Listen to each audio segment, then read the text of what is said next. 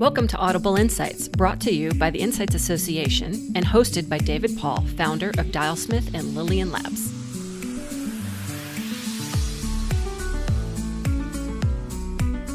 Welcome to this episode of the Audible Insights podcast.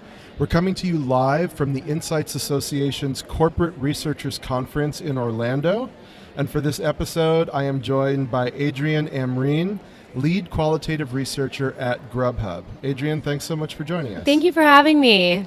So tell us, what does the lead qualitative researcher at Grubhub do every day? Wear a lot of hats, I have to be honest. We are doing a lot at Grubhub, and one of the biggest things is Grubhub prides itself on being scrappy, and so it very, very much becomes part of my day-to-day to figure out how to get teams insights that they need pretty immediately nowadays, and do it in a really quick and efficient way. Yeah. Are you a team of one? How big is your research team? My research team in total is 5 people, but that makes up some quant researchers as well. Qual side, we only have 2 of us. So so it's a small but mighty team. We're asked to do a lot, but one of the coolest things about Grubhub, we actually execute all the research ourselves. So I'm a trained moderator. I'm on the road a lot doing focus groups and conducting research myself. And when we're not able to, we obviously lend hand to partners and vendors to help us out. But for the most part, we try and do it ourselves.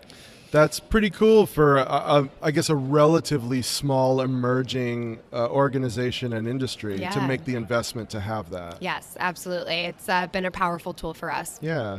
So what are some of the big challenges that you're working on trying to solve right now, and some of the key insights that are coming out of that you're comfortable talking about? Yeah, of course. I think the food delivery industry is one that's super exciting to be a part of right now. The landscape itself is very noisy. We have a lot of competitors out there. Even I look to, I've been with Grubhub now for 2.5 years. And when I first started, there was a lot of local players, a lot of local delivery services.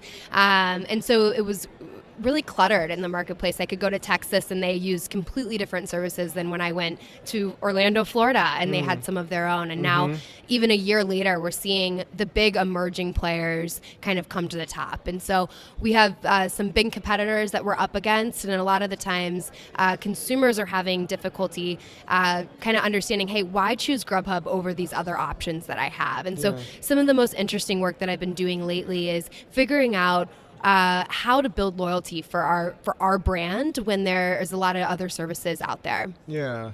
So can you talk a little bit about some of the ways that your research and insights have led to differentiation for Grubhub in the market? Absolutely, yeah. So one of the biggest things that I've been doing lately is figuring out, as I mentioned, how to drive loyalty and how to kind of claim our claim to fame of being, the first delivery service and being a leader in the industry.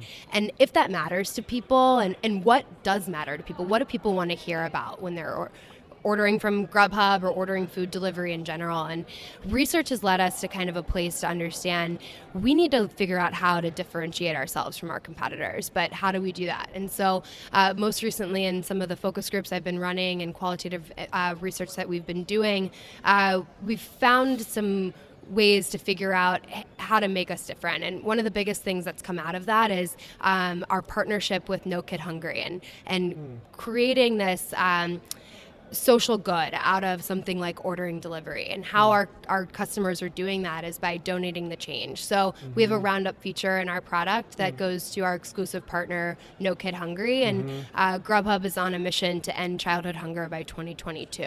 And what we found in research is that's really sticky for people. And it's a reason to choose Grubhub when they have all these different apps or options on their phone. Because ordering delivery at the end of the day might feel a little like a luxury.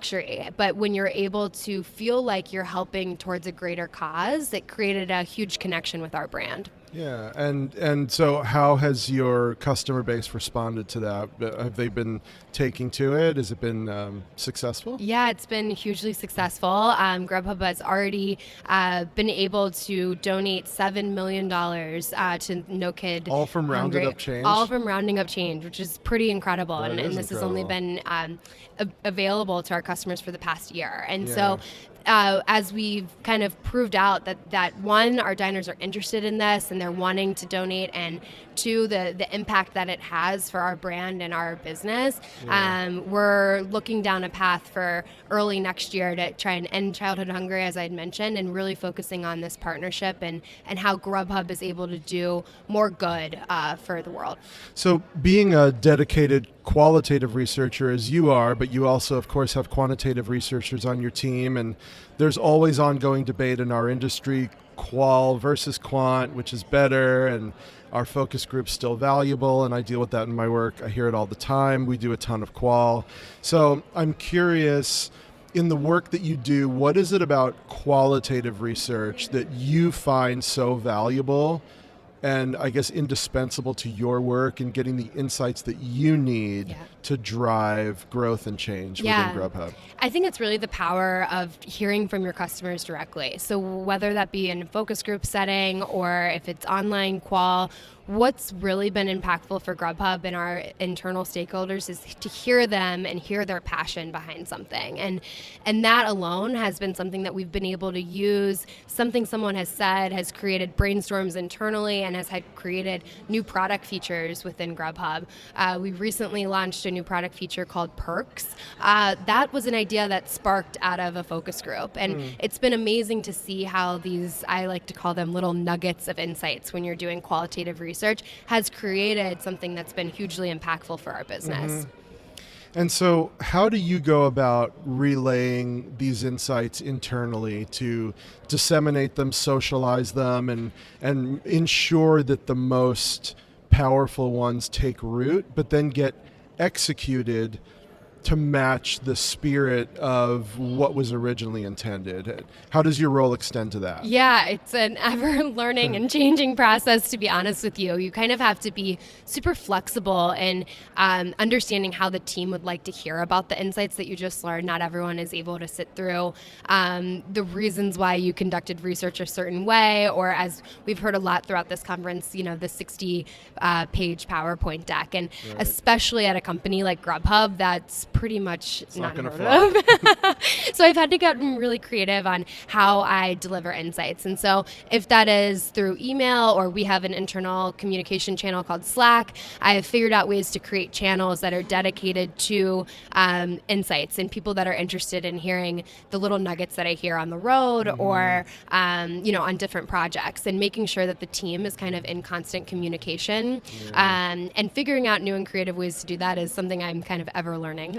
So for those who want the deep dive of all the information, you make that available, but you're also taking the time to essentially pre-filter the nuggets. Yeah, and I just think because if that's the way people want to consume it, you want to make sure it's there for them. That's the power of kind of conducting research in-house at a large organization like Grubhub. I know what's important to different people, and so I'm able to take small findings and know that because I was in the weekly status meeting, I know this is what they really need to hear, and they need to hear this today because they're making a decision tomorrow. And that's the power of internal corporate researchers, which is the whole spirit of this conference. And nothing against external research companies, they're invaluable, but when you can be in-house and be part of those meetings and part of that team day to day, there's an intimacy to that you'll never get from external meetings, phone calls, briefs. Absolutely. I actually presented yesterday on how I actually have been coming to our TV production shoots out in Los Angeles because they really valued a researcher on hand to tell them pretty quickly, hey, should our Grubhub driver be wearing a hat versus a t-shirt? Should this be plated on a regular plate or in a delivery box? And those types of questions and things I hear all the time in focus groups of what people prefer. And when you get on site, people want to know that pretty immediately so that they're able to tailor and optimize our TV spots quickly and efficiently. I bet if we took a poll of how many research professionals actually get called on site to supervise accuracy within media creation, I bet that number would be pretty low. And yet, for the reasons you just described, it sounds like a no-brainer. It's a no-brainer, and it's been great to prove that out in our organization, how valuable it is to have the voice of the customer there when these types of decisions are being made. I appreciate you mentioning that, and I hope that maybe some people listening can